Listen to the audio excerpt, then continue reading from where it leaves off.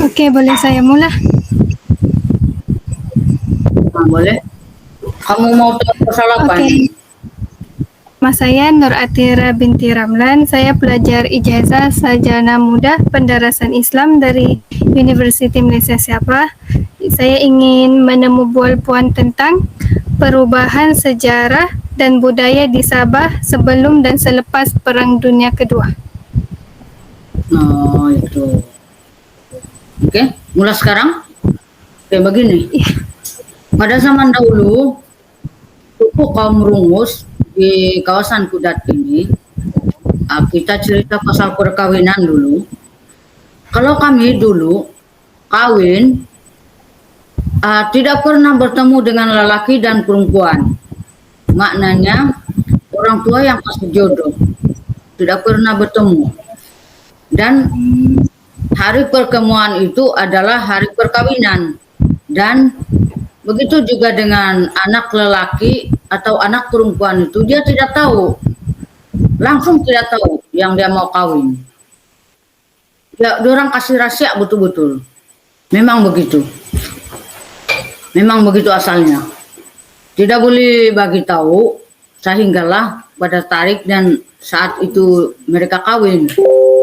Ah, tapi sekarang semua itu sudah berlalu. Sudah dilupakan begitu. Namun dalam tradisi saya, semuanya sudah dilalui, sudah berlalu. Namun ada satu tradisi yang sampai sekarang tidak tidak dilupakan, yaitu menongiban dalam bahasa Rungus ataupun memperkenalkan diri kepada mentua lelaki dan mentua perempuan. Itu dari dulu hingga sekarang dengan bangsa apa sekalipun berkawin, tetap itu tradisi yang kami tidak akan lupakan.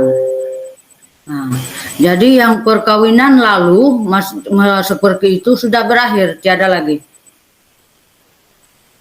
Itu sajalah yang saya tahu daripada zaman dulu.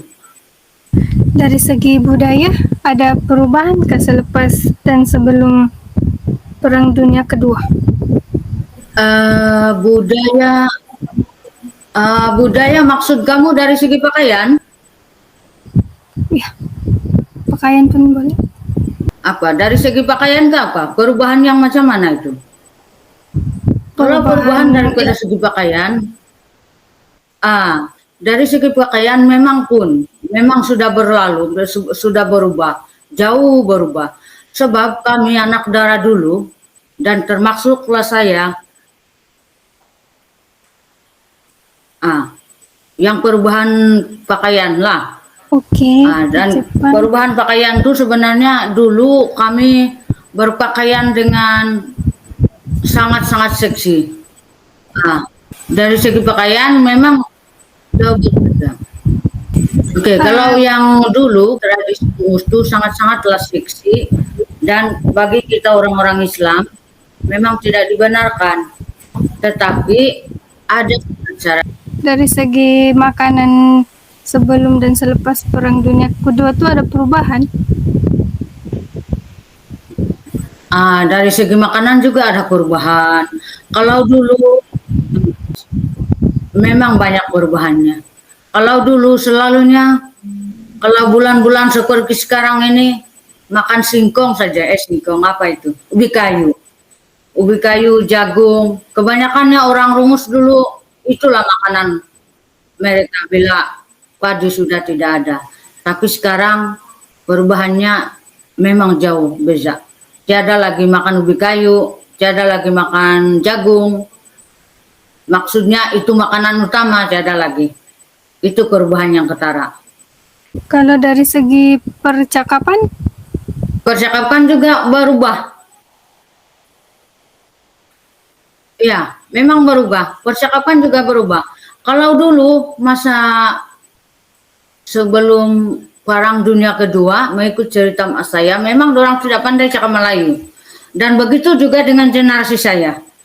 Generasi saya tidak boleh bercakap dalam bahasa Melayu, melainkan bahasa sendiri. berbanding dengan sekarang. Sekarang hampir-hampir pupus kami punya suku kaum, yaitu bahasa, sebab apabila kawin dengan orang asing ataupun walaupun tidak kawin dengan orang asing, orang lain, bangsa lain, tapi Melayu banyak berbicara di rumah.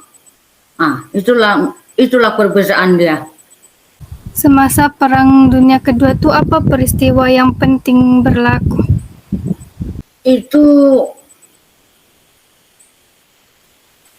macam susah macam cakap sebab masih belum ada masa itu. Namun mau ikut cerita yang pernah kami dengar, terutama suku kaum kami, suku kaum Rungus, banyak-banyak menderita masa Perang Dunia Kedua. Sebab makanan tiada, keperluan apa-apa pun tiada.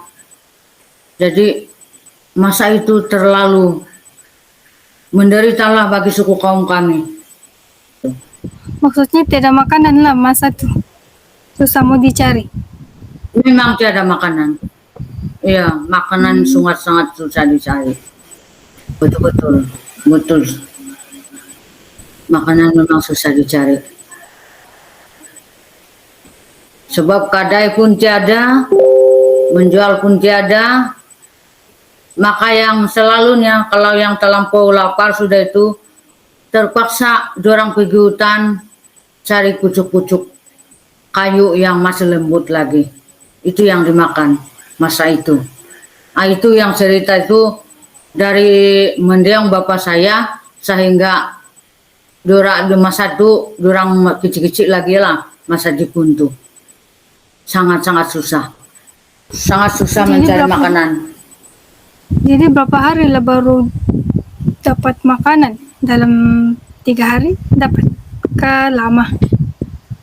Kalau yang cakap beberapa hari itu tidak dapat dalam beberapa hari. Sebab kalau dorang pergi hutan tuh tidak membawa bekal apa-apa mencari makanan. Kalau kamu tahu yang ada ubi-ubi di hutan tuh, kamu tidak pernah nampak kali. Dan sampai sekarang kalau mama saya masih lagi dia minat makan.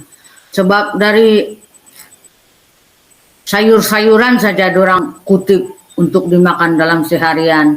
Kadang-kadang 2-3 hari baru jumpa itu ubi atau jagung. Tapi jagung jarang lah masa itu sebab belum musim kan. Kalau baras itu 1 minggu kadang-kadang dorang tidak dapat makan. Itu mau ikut cerita bapak saya. Dorang makan sayur bambu dengan siput. Itu saja yang dorang makan masa itu. 2-3 hari itu saja yang dimakan hari-hari. Selepas Perang Dunia Kedua tuh ada perubahan pasal makanan atau tetap masih sejak yang susah mau cari? Memang banyak sudah perubahan. Hari demi hari perubahan itu beredar. Maksudnya iya berlalu lah. Sekarang dari zaman bapak saya kecil-kecil dulu, sehinggalah dia dewasa, sehinggalah dia kawin, dan sehinggalah sekarang sangat-sangat jauh beza. Dari segi makanan, dari segi pekerjaan, dari segi tanaman apa semua, sekarang senang sudah dapat. Kita perlu rajin saja, sebab tiada yang ganggu, tiada yang kacau, tiada yang bunuh masa sekarang ini. Jadi itulah perubahan yang sangat-sangat ketara. Yang baik untuk generasi muda dan baik untuk orang tua macam kami, dan harus diingatkan, jangan dilupakan sejarah-sejarah lama. Oke, itu sahaja. Saya pun baru tahu cerita zaman dulu nih, rupanya susah mau cari makanan. Terima kasih Puan karena sudi ditemu Buan. Ya sama-sama.